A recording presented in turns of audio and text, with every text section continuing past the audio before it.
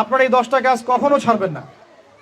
আমাকে ওয়াদা করেন এই 10টা কাজ আপনারা বাচ্চাদের ফিউচারের স্বার্থে কখনো ছাড়বেন না ইনশাআল্লাহ। তো আমার 10টা নসিহত হচ্ছে, এক, যে আমাদের বাচ্চাদেরকে ওদের লক্ষ্যটাকে স্থির করাবেন। ওদের জীবনের লক্ষ্যটাকে 1 নাম্বার, ওদের জীবনের লক্ষ্য হবে জান্নাত। এবং আমাদের বরেণ্য যে মানে সিংহ পুরুষরা আছেন উম্মার, ওদেরকে চিনাই দিবেন, ওদের মতো ওদেরকে হতে বলবেন। তোমাকে হামজার মতো হতে হবে, তোমাকে খালিদের মতো হতে হবে, তোমাকে ওমর ইবনে খাত্তাবের মতো হতে হবে, তোমাকে আলী ইবনে আবি তালেবের মতো হতে হবে, তোমাকে মারিয়াম আলাইহিস সালামের মতো হতে হবে, তোমাকে আয়েশার মতো হতে হবে। এই চেতনাগুলো ছোটবেলা থেকে ওর মধ্যে ইনস্টল করেন। ও সামনে একটা রোল মডেল দেখবে যে আমাকে এরকম হতে হবে। এইসব ক্যাটরিনা সব ফেলান, এগুলা পরিমণি সব ফেলান, এগুলা বাদ দেন। যা চলতেছে যে সাকিব টাকিব সব বন্ধ করেন, এইসবের কোনো ফিউচার নাই। এইসব ফিউচার হয়তো দুনিয়াতে কিছু দিতে পারে, কিন্তু পরকালে আল্লাহ পাকের আযাব গজব থেকে বাঁচার কোনো অপশন নাই। 2 নাম্বার, সন্তানকে নিজের মনে করবেন না। সন্তানকে মনে করবেন এটা আল্লাহর আমানত আপনার কাছে। এই আমার ছেলে, এটা আমার ছেলে না, এই ছেলেটা আল্লাহ পাক আমাকে দিয়েছেন। বিশ্বাস করেন আমরা তো ওকে নেওয়ার জন্য চেষ্টাও করি নাই। এমন হয়নি আপনাদের সময়? সন্তান না চেষ্টা করতো সন্তান আসে নাই? কোনো ক্ষেত্রে এমন হয়েছে সন্তান নষ্ট করার মানুষ চেষ্টা করছে, তাও সন্তান আল্লাহ দিয়েছেন। সন্তান আমার না, সন্তান আল্লাহর দেওয়া, আমার কাছে আমানত। একে যদি আমি সুসন্তান রূপে মানুষ না করি, আগামী দিনে ওমর না বানাই, তাহলে আল্লাহ আমাকে ধরবেন। That's all. 1 নাম্বার, সন্তানকে ওর গন্তব্য চেনাবেন, ওকে আমাদের সিংহ পুরুষদেরকে পরিচয় করাই দিবেন, ওর মতো তাদের মতো হতে বলবেন। এবং সন্তানকে আপনার নিজের মনে করবেন না, সন্তানকে মনে করবেন আল্লাহর দেওয়া জাস্ট একটা আমানত। 3 নাম্বার, সর্বোচ্চ সেরা কারিকুলাম যারা দিচ্ছে ওই রকম প্রতিষ্ঠানে আপনি ওকে পড়াবেন। এরকম প্রতিষ্ঠান যদি সরকার দেয় তাহলে সরকারি প্রতিষ্ঠানে পড়াবেন, আমার কোনো সমস্যা নেই। যদি না দেয় তাহলে বেসরকারি, আর যদি বেসরকারিও না থাকে তাহলে আমরা গড়ে তুলবো ইনশাআল্লাহ তাআলা। 3 নাম্বার হচ্ছে এটা, 3 নাম্বার। 4 নাম্বার, আল্লাহর ওয়াস্তে, এটা আমি প্রথমে বলতে চাইছিলাম, আল্লাহর ওয়াস্তে ডিভাইসের এডিকশন থেকে বাচ্চাদেরকে বাঁচান। ডিভাইসের এডিকশন এত মারাত্মক যে আমি নিজে এখন কোরআনের আয়াত ভুলে যাচ্ছি দিন দিন। এই ডিভাইস আমার হাতে যেটা আছে এটা একটা পয়জন, এটা একটা হিপনোটাইজ করার যন্ত্র মানুষকে। এই মোবাইলের এডিকশন থেকে বাচ্চাদেরকে বাঁচাবেন আল্লাহর ওয়াস্তে। যদি আপনি বাচ্চাকে হাফেজ বানাতে চান, আলেম বানাতে চান, কারি বানাতে চান, মুহাদ্দিসা বানাতে চান, এটা হাতে থাকলে আপনি পারবেন না। এটাতে এডিক্টেড হয়ে গেলে আপনি কোনোভাবেই বাচ্চাকে মেমোরি ধরে রাখতে পারবেন না। বহু হাফেজে কোরআন ভুলে গেছে দিন দিন এটার কারণে। এটার মধ্যে অ্যাডাল্ট্রি অনেক কিছু আছে, ওরা এগুলো বোঝে, ওরা এগুলো এখন বোঝে, কিন্তু ওরা ছোট নাই এখন। এগুলো একটা কার্টুন দেখতে গিয়ে ওরা 10টা দেখে ফেলবে, আজে বাজে জিনিস দেখে ফেলবে। এটার মানে ব্যবহারটাকে নিয়ন্ত্রণ করেন, ডিভাইস এডিকশনটা বন্ধ করেন। আল্লাহ পাক তৌফিক দান করেন, আমিন। 5 নাম্বার হচ্ছে ম্যানুফ্যাকচার্ড কোনো খাবার বাচ্চাদেরকে খাওয়াবেন না। ফিজিক্যালি ওদেরকে ফিট রাখার চেষ্টা করবেন। ম্যানুফ্যাকচার্ড খাবার মানে একটু আগে দেখলাম যে বাইরের খাবারগুলো এটা খাচ্ছে, চিপস টিপস ইত্যাদি, এগুলা ওর হজম শক্তি নষ্ট করবে, ফিজিক্যাল স্ট্রেংথ নষ্ট করবে, ওর মেমোরি শার্প হতে দিবে না। ওকে ভিতর থেকে ওই যে একটা শব্দ একটু আগে বলেছে এক ভাই যে ব্রয়লার মুরগি বানাই দিবে, আসলেই তাই বানাই দিবে। আমরা ঢাকা শহরে যখন থাকি, ছেলেপেলেদের 15 বছরের ছেলের ভুঁড়ি দেখলে আমাদের মনে হয় যে কি একটা অবস্থা। ফাস্টফুড, পিৎজা, বার্গার, কফি, এইগুলাই ওদের জীবন। তো এইরকম হইলে এই ছেলেপেলেগুলো না ফিজিক্যালি স্ট্রং থাকতে পারবে না মেন্টালি। আর মনে রাখবেন, কোরআনে আল্লাহর কিতাবের মধ্যে আল্লাহ পাক নেতৃত্ব দেওয়ার 2টা গুণাবলী বলেছেন। কয়টা বলেন? মাত্র 2টা। নেতৃত্ব দেওয়ার জন্য ওই রকম জায়গায় যেতে হলে 2টা গুণাবলী এনশিওর করতে হয়। একটা হচ্ছে ফিজিক্যাল স্ট্রেংথ, একটা হচ্ছে ইলমের স্ট্রেংথ।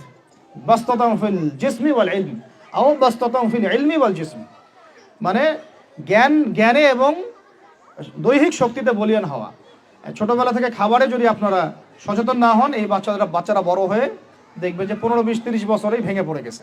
আমরা এটা চাই না। বিশুদ্ধ খাবার এবং ম্যানুফ্যাকচার্ড খাবার ত্যাগ করা, বাইরের খাবার বন্ধ, এবং যে রুট লেভেল থেকে ভালো খাবার এনে ওদেরকে খাওয়াবেন। পরিষ্কার পরিচ্ছন্নতাকে সর্বোচ্চ গুরুত্ব দিবেন, নিট অ্যান্ড ক্লিন থাকবে আর কি। আমার সাথে আমার পরিবারের যে মাঝে মাঝে যে একটু মিষ্টি ঝগড়া হয়, আমার একটা জিনিস নিয়ে ঝগড়া হয় যে বাচ্চারা পরিষ্কার না কেন, চকচকা না কেন, একদম সবসময় চকচকা থাকবে। না হলে এই যে হাত দিয়ে এটা ধরতেছে, পেটে হাত দিয়ে মুখে হাত দিবে, পেটটা নষ্ট হয়ে যাবে। বাচ্চাদের হাইজেনিক পরিবেশ দিতে হবে, আল্লাহ পাক তৌফিক দান করেন। এটা হলো 5। 6 নাম্বার হচ্ছে নিয়মিত ওদেরকে খেলতে দিবেন। এটা আমি নিজে লিখেছি, কারণ ছোটবেলায় আমরা অনেক খেলাধুলা করেছি।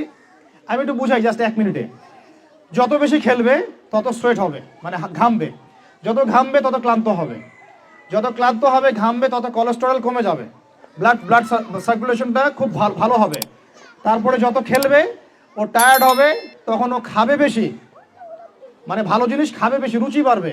যত ভালো খাবে ঘুম তত ক্লিয়ার হবে, ঘুম যত ক্লিয়ার হবে ও ব্রেন তত শার্প হবে, ব্রেন যত শার্প হবে ও অল্প সময়ে যা পড়তে পারবে, যা মুখস্থ করতে পারবে, এটা 10 ঘন্টায় আপনি পারবেন না। বিশ্বাস করেন, আমি আমার স্টুডেন্ট লাইফে কোনোদিনও মনে হয় 2 থেকে 3 ঘন্টার বেশি পড়ি নাই, কোনোদিনও না, কোনো পরীক্ষার আগেও না, এসএসসি, এইচএসসি, ইন্টার, মাস্টার্স, কোনো পরীক্ষার আগেও না। আমার তো মনে আছে যে আমি ওই ইন্টারমিডিয়েট পরীক্ষার আগে আমরা ভিডিও গেম খেলতে গেছিলাম, মোস্তফা, মনে আছে আপনাদের? মনে নেই, ওই যে কাচারি বাজারে, এই যে কাচারি বাজারে, কাচারি বাজারে আগে এখানে একটা গেমিং জোন ছিল, আপনাদের অনেকে মনে আছে যারা আমার এজের আছেন, মনে নেই আপনাদের? হ্যাঁ ভাই, জানেন তো, বাক্সের মধ্যে থাকতো, হ্যান্ডেল থাকতো। কালকে পরীক্ষা বলছে, পরীক্ষা দূর, কিসের পরীক্ষা, আমার ইংরেজি আগে পড়া আছে, আমার পড়া লাগবে না, এত কনফিডেন্স, বিকজ 1 ঘন্টা পড়ছি, আমার হয়ে গেছে। তো এই হলো অবস্থা, মানে বাচ্চাকে খেলতে দিতে হবে, খেলতে দিলে ওর ব্রেন ডেভেলপমেন্টে অনেক কাজে দিবে, ক্ষুধা বাড়বে, ঘুম ভালো হবে, ইনশাআল্লাহ তাআলা ওরা পড়া দ্রুত মনে রাখতে পারবে ইনশাআল্লাহ তাআলা। 7 নাম্বার হচ্ছে ভাই, এটা আমাদের ভাই বোনদের জন্য, যে পারিবারিক বন্ধনটা ভালো রাখেন। যে পরিবারে হাজব্যান্ড ওয়াইফের বন্ধন ভালো না, ওই পরিবারে ভালো সন্তান গড়ে উঠবে না। ওরা অনেক কিন্তু দেখবেন যে মানে মেন্টালি অনেক ডিপ্রেসড হয়ে যাবে। পারিবারিক বন্ডিংটা খুব ইম্পর্টেন্ট। এই জন্য আমরা দোয়া করি আল্লাহ পাক যেন সবার মধ্যে পারিবারিক বন্ডিংটা ভালো রাখেন এবং পারিবারিক কলহ থেকে আল্লাহ পাক আপনাদেরকে হেফাজত করেন, আমিন। আর বাচ্চাদের, অ্যাটলিস্ট বাচ্চাদের সামনে এগুলো করবেন না, যদি ঝগড়া হয় বা কথা কাটাকাটি হয়, অ্যাটলিস্ট বাচ্চাদের সামনে করবেন না।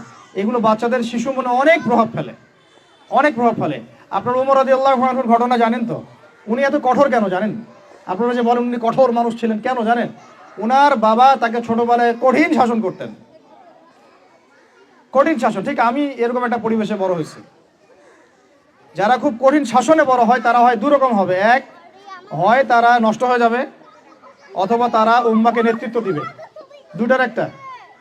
হয় তারা খুব মানে মেন্টালি খুব ডিপ্রেসড হয়ে যাবে, অথবা দেখা যাবে যে তারা কঠোরতার কারণে ওরা দেখবেন ইনশাআল্লাহ ইসলামকে নেতৃত্ব দিচ্ছে বা আল্লাহর বিধানের উপর কঠোর হয়ে গেছে। তো আপনারা পরিবারের মধ্যে একটা হৃদ্যতার বন্ধন রাখবেন, যাতে করে পারিবারিক বন্ধন ঠিক থাকে। বাচ্চাদের সামনে অ্যাটলিস্ট কোনো রকম কোলাহল বা ঝগড়াঝাটি বা গায়ে হাত তোলা বা যে সমস্যাগুলো আমাদের সমাজে হচ্ছে, এগুলো যেন কখনো না হয়। আল্লাহ পাক যেন আপনাদের পরিবারের বন্ধনটাকে সুন্দর রাখেন, আমিন। আর 8 নাম্বারটা হচ্ছে বাবাদেরকে বলছি আমি, যে বাবাদের উচিত হবে মাদের দায়িত্ব না শুধু সন্তানদেরকে সময় দেয়া, বাবাদেরকে।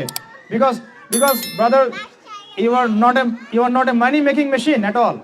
আপনি মানি মেকিং কোনো মেশিন না, আপনার কাজ শুধু টাকা আর্ন করা না তো, আপনার আমার কাজ হচ্ছে বাচ্চাকে সময় দেয়া। কোরআন আপনি খোলেন, কোরআনের মধ্যে আপনি মা এবং ছেলের কোনো কনভারসেশন পাবেন না। আমার জ্ঞান ক্ষুদ্র, যদি থাকে আমাকে জানায়েন, যে কোনো জায়গায় যদি থাকে, কোনো জায়গায় যদি পান মা এবং ছেলের কনভারসেশন আমাকে জানায়েন। আমি কোথাও কোরআনে মা এবং ছেলের কোনো কনভারসেশন পাই নাই, মা এবং সন্তানের কোনো কনভারসেশন পাই নাই। আমি যদি ভুল হই বা আমার যদি জানা না থাকে আপনি আমাকে জানাই দিন। আমি সব জায়গায় পাইছি বাবা ছেলে, বাবা ছেলে, বাবা ছেলে, বাবা এবং ছেলের কনভারসেশন। তার মানে কোরআন আমাদেরকে হেদায়েত দিচ্ছে যে বাবাদেরকে সময় দিতে হবে ছেলেদেরকে। ইউসুফ তার বাবার সাথে কথা বলছেন, ইউসুফের বাবা তার ছেলের সাথে কথা বলছেন, লুকমান আলাইহিস সালাম তার ছেলেকে নসিহত করছেন, ইব্রাহিম আলাইহিস সালাম তার ছেলেকে বলছেন আমি তোমাকে জবাই করার স্বপ্ন দেখেছি। মা ছেলের কনভারসেশন খুব পাওয়া যায় না। আমি জানি না, কোনো জায়গায় থাকতে পারে, থাকলে আমাকে জানায়েন, কিন্তু আমি পাইনি কখনো। তো বাবাদেরকে বলবো আপনি সন্তানকে সময় দেন, because you are not a money making machine at all. আপনি কোনো মানি মেকিং মেশিন নন। এটা হলো 8 দুটো বলে শেষ করতেছি। 9 নাম্বার হচ্ছে সন্তানকে চাপ দিবেন না, চাপ দিয়ে ওকে জোর করে কোনো কাঠামো দেওয়ার চেষ্টা করবেন না, বরং আপনি খুঁজে বের করেন আপনার সন্তানের মধ্যে ইউনিক প্রতিভা কি আছে।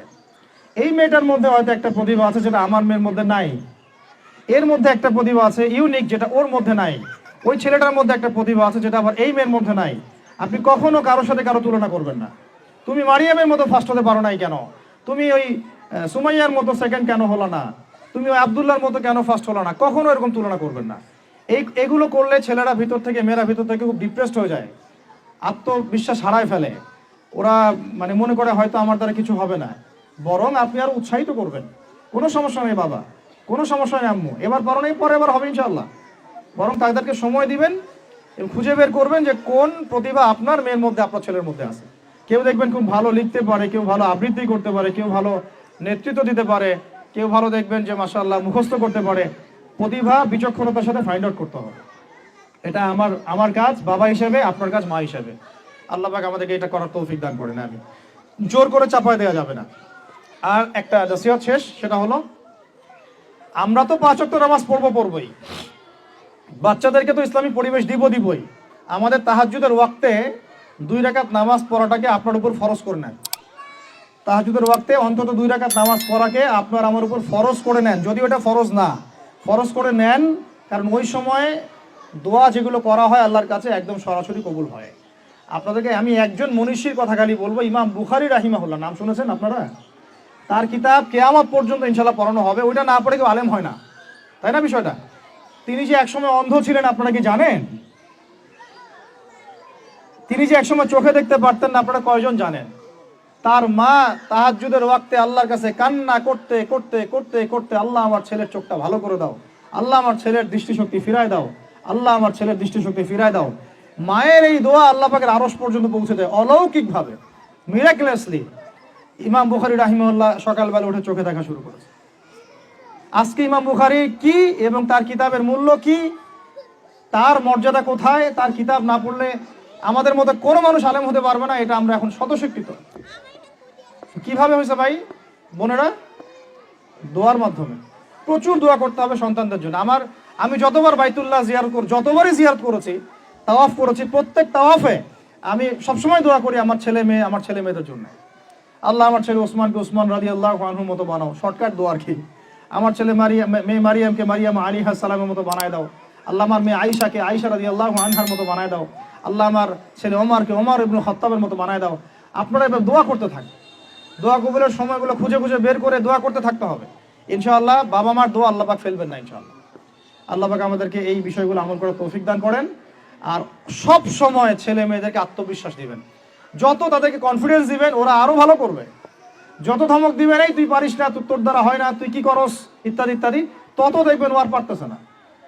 আমি বেসিক্যালি ছোট থেকে যে বড় হয়েছি, এই জিনিসটার অনেক ঘাটতিতে বড় হয়েছে। কনফিডেন্স না দেয়া। তবে সবাই সবকিছু হয় না, কিছু ব্যতিক্রম বিষয় থাকে। কিন্তু আমি যেটা রিয়েলাইজ করেছি, একটা মানুষকে যখনই কনফিডেন্স দেওয়া হয়, সে অনেক ভালো করে। যখন আপনি তাকে আন্ডারস্টিমেট করবেন, সে ভালো করতে পারবে না। তাই আল্লাহর ওয়াস্তে আমাদের বাচ্চাদের উপরে চাপ না দিয়ে আত্মবিশ্বাস দিবেন, ভালোবাসবেন, মহব্বত করবেন, ওকে উৎসাহ দিবেন, দেখবেন ইনশাআল্লাহ ও আরো ভালো করতেছে ইনশাআল্লাহ। মাশাআল্লাহ তুমি তো সুন্দর লিখছো, আরেকটু ভালো করো, ভালো হয়েছে তো মাশাআল্লাহ, আরেকটু করো, সুন্দর আর্ট করছো, আরেকটু ভালো করো, মাশাআল্লাহ একবারও তো মুখস্থ করে ফেলছো, আরেকবারও পারবা ইনশাআল্লাহ। ওকে এভাবে বুস্ট আপ করতে থাকেন ইনশাআল্লাহ তাআলা। দেখবেন এভাবে যদি একটা পরিকল্পনা মাফিক আমরা আগাই, জাস্ট 20টা বছর সবর করি যদি আমরা, আল্লাহ পাক যেন আমাদেরকে তৌফিক দান করেন, টানা 20 বছর যদি আমরা নেক হায়াতের সাথে এভাবে রাত দিন 24 ঘন্টা নিরলস দিনের কাজ করতে পারি, অ্যাটলিস্ট এডুকেশন সেক্টরে, আমাদের তো পলিটিক্যাল সেকশন নাই, ইকোনমিক সেকশন আমাদের হাতে নাই, অ্যাটলিস্ট শিক্ষা সেক্টরে যদি আমরা এভাবে কাজ করতে পারি, আগামী 20 বছরে বাংলাদেশের শিক্ষা ক্ষেত্রের হুলিয়া পরিবর্তন করে ফেলা সম্ভব ইনশাআল্লাহ। কারণ সবকিছু নতুন করে করা লাগবে না, আমরা শুধু সমন্বয় করব, পরিবেশ গড়ব এবং আমাদের জানমাল, সময়, শ্রম, জমি জমা এগুলো ওয়াকফ করবো ইনশাআল্লাহ আল্লাহর জন্য। এবং এগুলো করলে লাভ কি হবে, ওই বিখ্যাত হাদিসটা দিয়ে শেষ করতেছি, যে নবী সাল্লাল্লাহু আলাইহি ওয়াসাল্লাম বলেছেন, ইযা মাতাল ইনসান, যখন মানুষ ইন্তেকাল করবে বা করে, ইনকাতা আনহু আমালু, তার আমল নামাটা কেটে দেওয়া হয়, বন্ধ হয়ে যায়, ইল্লা সালাস, 3টা রাস্তা খালি জারি থাকে। 1 নম্বরই হচ্ছে সাদাকায়ে জারিয়া, মানে এমন সাদাকা, এমন কন্ট্রিবিউশন যেটা আমার ইন্তেকাল, আপনার ইন্তেকালের পরেও একেবারে চলতে থাকবে, লং টাইম সাস্টেইন করতে থাকবে, এটা একটা। 2 নম্বর ওয়ালাদুন সালেহ, আমার নেককার সন্তান বা আপনার নেককার সন্তান, যে আপনার আমার জন্য কালকে আমাদের মানে পরকালে বারজাখের জীবনে আমরা যখন থাকবো তখন তারা দোয়া করতে থাকবে। আর আমি বলছি, আমার ওমরই শুধু আমার ছেলে না, আপনাদের সবার সন্তান আমার সন্তান, আপনাদের সবার মেয়ে আমার মেয়ে। আমি এভাবে কখনো চিন্তা করি না যে এই যে প্রতিষ্ঠানগুলো আমরা করতেছি বা যে প্রজেক্টগুলো আমরা নিচ্ছি হাতে, এগুলো শুধু আমার ছেলের জন্য, আমার মেয়ের জন্য, কোশ্চিন কালেও না। এদেশের প্রত্যেকটা শিশু আমার শিশু, আমার ছেলে আমার মেয়ে। এদেশের প্রত্যেকটা বোন আমার বোন, এদেশের প্রত্যেক ভাই আমার ভাই। ওইভাবে চিন্তা করে আমাদেরকে না গেলে আমরা জাতিগত পরিবর্তন আনতে পারবো না। তখন আমরা স্বার্থপর হয়ে যাবো, আমার ছেলে বাঁচলেই হইলো, আমার মেয়ে বাঁচলেই হইলো।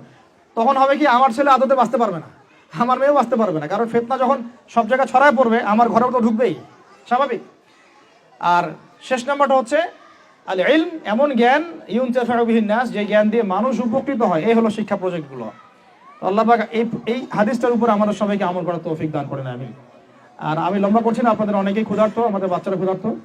আমরা দোয়া করি আল্লাহ পাক যেন আমাদের সবাইকে পবিত্র কোরআন এবং নবীর হাদিস অনুযায়ী জীবন গড়ার তৌফিক দান করেন। এক নাম্বার, সবাইকে যেন আমাদের এই শিক্ষা প্রজেক্টের সাথে আপনাদেরকে সম্পৃক্ত করেন, আমিন।